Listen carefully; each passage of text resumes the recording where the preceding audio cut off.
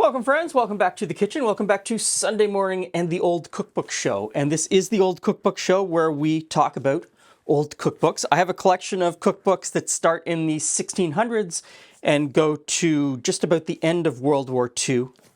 1949 is kind of my cutoff, actually. And we talk about a book, we make a recipe, we cook a little bit, and we talk about how food has changed and how food has at the same time stayed the same. Today we're going to do a recipe out of this cookbook. This was published in 1829. It is Dods Cookery, is the short form name for it. It is the Cook and Housewife's Manual, 4th edition by Mistress Margaret Dods, published in Scotland. The book does a lot of Scottish recipes. There are as many footnotes as there are recipes. Mrs. Dodds loved a footnote.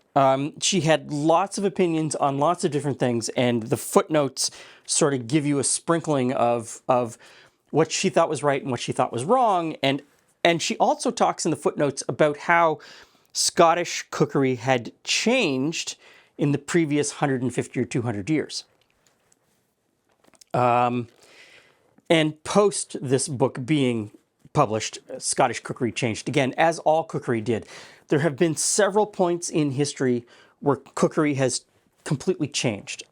Post-World War II, we had a complete change in the way that we cook and the way that we eat. Convenience changed everything. In this time period, it's conspicuous in the types of ingredients that aren't included because they didn't yet exist in a manner that most people, or even the highest class or the people with the most money, could even get. We're going to do something today called the Scotch Diet-Cake.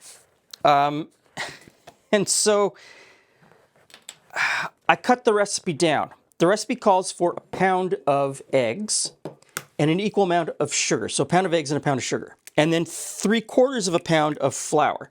So what I did was weigh out 4 eggs and then an equal amount of sugar and then 3/4 of that as flour. So we'll get the 4 eggs into our stand mixer. Didn't exist in 1829, but I'm sure Mrs. Dodds would have loved using it. Okay.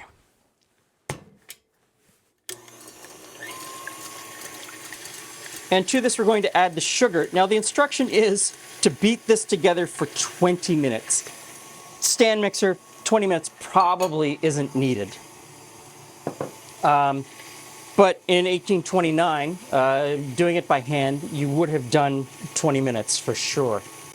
So for everybody who's out there in the comment section typing Scotch is the drink and Scots is the people, and Scots is what this recipe should call. This should be a Scots diet cake, not a Scotch diet cake.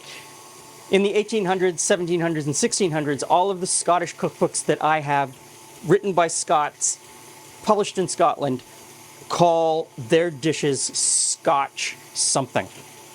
Language changes over time. It's just kind of the way it is. Now we're supposed to flavor this with lemon-grate, which I imagine is zested, or lemon zest, and some cinnamon. So it doesn't say how much. I'm going to put in 2 sort of little pinches of cinnamon and see where that gets us. And I think that's beat enough. We have whipped up almost to a meringue. So let's get that off of the stand mixer. Okay, and I'm going to zest in some lemon.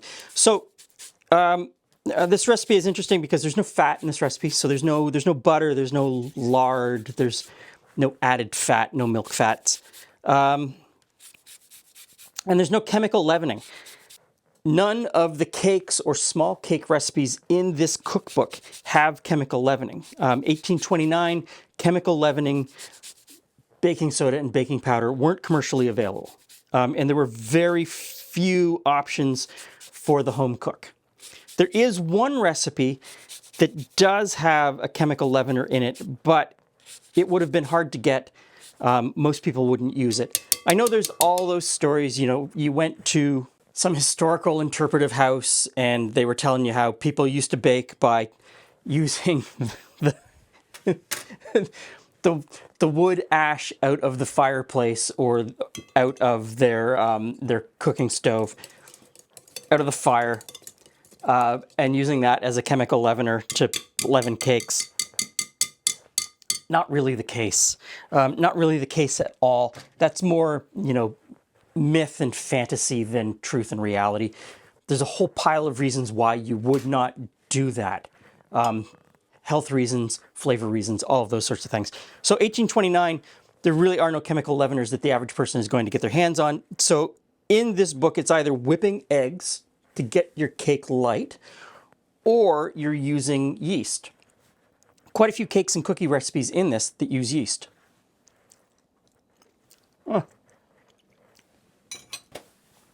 That's so good already. Now, just flour, just plain flour, and I'm going to fold it in.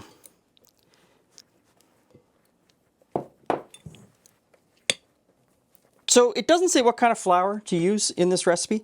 I could see, just based on how light this batter is, I could see rice flour being used in 1829. So from about the 1690s until around World War I, thereabouts, Scotland was a major trade route for rice from the Americas. Certainly in the early 1700s. Says to cook in a tin. Doesn't say what size tin. I did cut the recipe down. So I've got 2 tins here. I think I'm going to use the bigger one just based on what I've got going on. Rice flowed through Scotland to the point where rice was so cheap at one point, it wasn't seen as human food. It was for the animals. It was just so unbelievably plentiful and cheap. And it was incorporated into a lot of cooking by the less well-off classes. And so rice flour was often, in a certain economic strata, substituted for wheat flour, which was harder to grow and thus more expensive. They used the cheaper, even though it came all the way from the Americas by boat. Okay, so there, springform pan. I've got that buttered, and I've got a little piece of parchment in the bottom.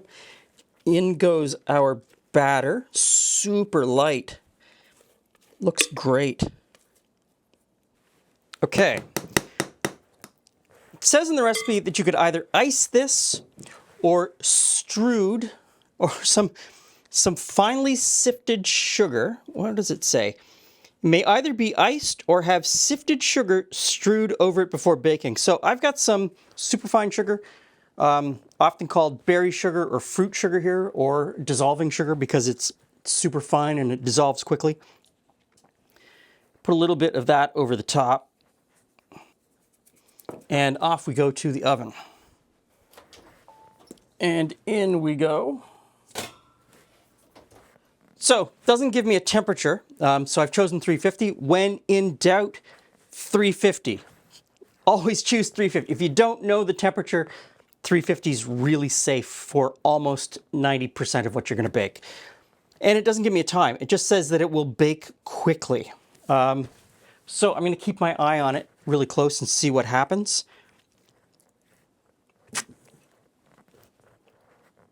But I think that's going to be amazing. And it's not the egg that's going to kill me. It's the flour.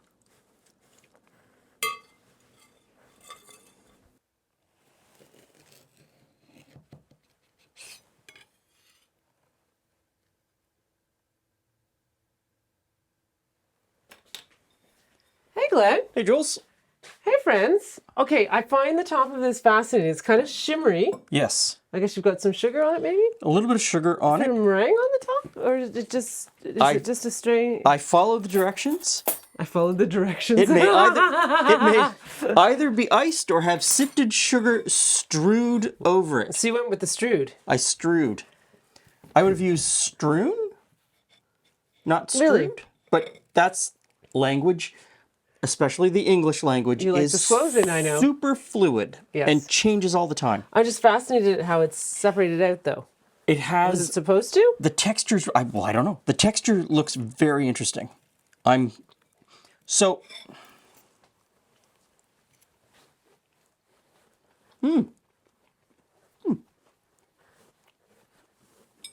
It's like a lighter pound cake, except for that strange top.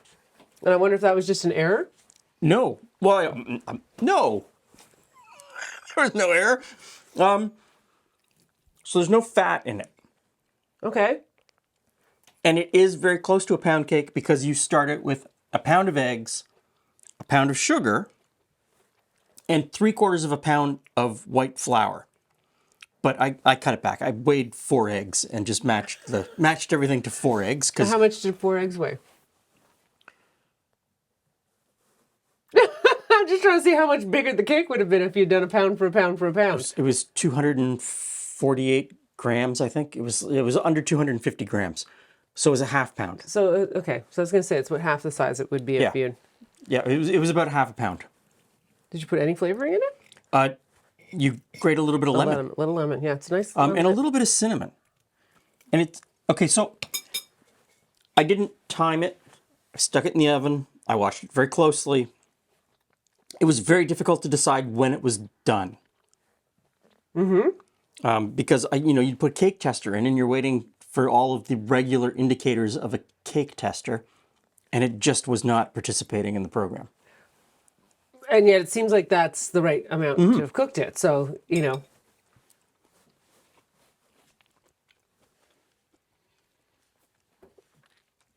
So it's like an angel food cake, except it has yolks in it. But you beat the eggs to the point where it's almost a meringue. You beat the eggs to the point, past the point where everyone who tells you you can't make meringue if you get any yolk in it, you can. You can. That was pretty much almost a meringue by the time, because you're supposed to whip it for 20 minutes. I did it in the stand mixer, maybe not quite as long as 20 minutes. That's a pretty good cake. It's not a cake like any cake that you think is a cake. Right? If you're expecting Costco slab cake birthday cake, oh no, that's not it. But it is a very interesting texture and a very nice light flavor. And I would suggest that everyone find a copy of Mrs. Dods' cookbook and don't read the recipes, just read the footnotes. Okay. Very opinionated. She would drive me nuts, but I think she'd be a very interesting person to sit down with because I'm fairly opinionated too. We'd spend the whole time arguing about things, but there's a lot of knowledge to be gained from the footnotes in this book. It's like all the little notes anyone ever puts in. Yeah. And so this one's great. There's asterisks and notes, and you read. And anyway, thanks for stopping by. I understand that there's a giant gift-giving thing. Whole gift-giving series of things coming up. And someone that you know may want a really nice quality made in Canada apron. I'm given to understand that a number of people buy these and wear them in their wood shops. Yeah. And someone sent me a picture of them in their greenhouse. So it's not just for the kitchen. See you again soon. Thanks for stopping by.